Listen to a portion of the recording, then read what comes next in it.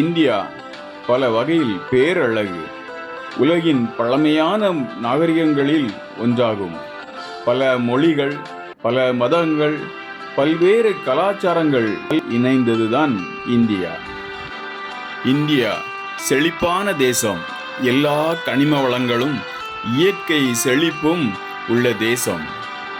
மௌரியர், குப்தர், சோழர், சேரன், பாண்டியன், முகலாயர் என பல்வேறு வலிமையான ஆட்சியை கண்ட தேசம். இந்த தேசம் 1947 ஆண்டு சுதந்திரம் அடைந்தது. தற்போது 147 கோடி மக்கள் வாழ்கின்றனர். இது ஒரு மிகப்பெரிய ஜனநாயக நாடாகும். இங்கு சம உரிமை, சமத்துவம், அரசியல் பிரதிநிதியை தேர்ந்தெடுக்கும் உரிமை, மத சுதந்திரம் என சொல்லிக்கொண்டே போகலாம். ஆனால் இதே செழிப்புள்ள தேசத்தில்தான் ஒருவேளை உணவு கூட இல்லாமல் பட்டினி சாவும் நடைபெறுகிறது. சுகாதார பற்றாக்குறையினால் அநேக நோய்கள் ஏற்படுகிறது.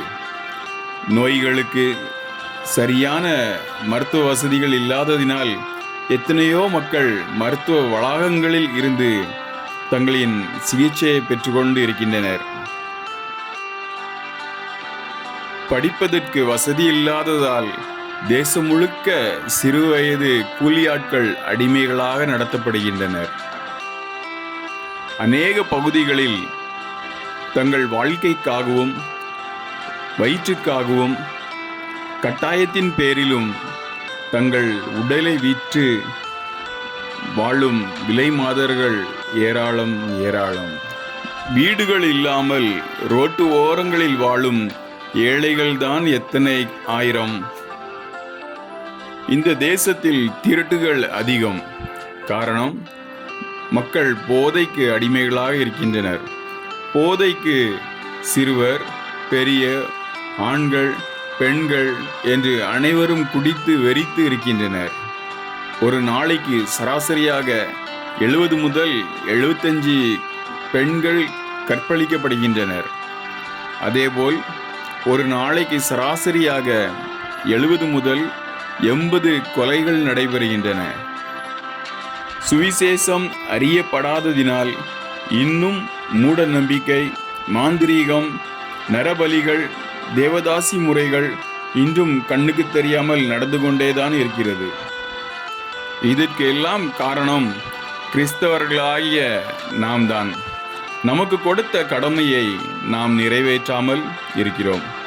சுவிசேஷத்தை அறிவிக்காமல் நாம் முடங்கி கிடக்கிறோம். இது நாம் செய்யும் மகா பெரும் குற்றம். இயேசுவே, எங்களை மன்னியும். நீர் கொடுத்த கட்டளையை நிறைவேற்றாமல் நாங்கள் இருந்தோமே, ஆனால் எங்களை மன்னியும். சுவிசேஷத்தை அறிவிப்பதற்கு எங்களை ஊக்குவியும். எங்கள் தேசம் அழிந்துவிடாமல் இரட்சியும். இயேசுவே, எங்கள் தேசத்தை ஆசீர்வதியும்.